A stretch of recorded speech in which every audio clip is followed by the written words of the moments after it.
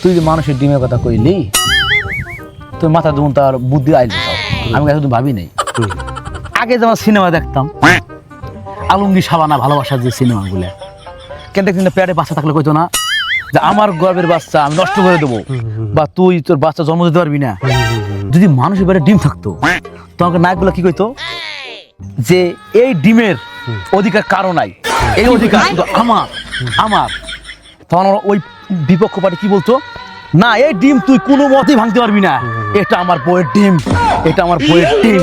ভাঙতে পারবি না তখন কি করতো যাই করে ডিম নিয়ে নায়ক দৌড়াইতো আর ওর পাশে বেলুন দৌড়াইতো কত কি ডিম নষ্ট করা যাবে না ডিম নষ্ট করা যাবে না ডিম আর ও খাই যাই না দৌড়াইতো সিনটা আর কত সুন্দর মধুমুখী ভাই তাহলে যে ডিমগুলো নিয়ে আর কি ভাইজা খাইতো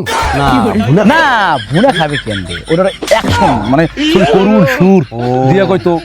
দেখ কেমন সিস্টেম করতো ধর সাবানা করতো ভাইজান গো আমার ডিমটা ভাঙেন না ভাইজান ডিমটা ভাঙেন না আমি বহুত কষ্ট করে ডিম পাচ্ছি ভাইজান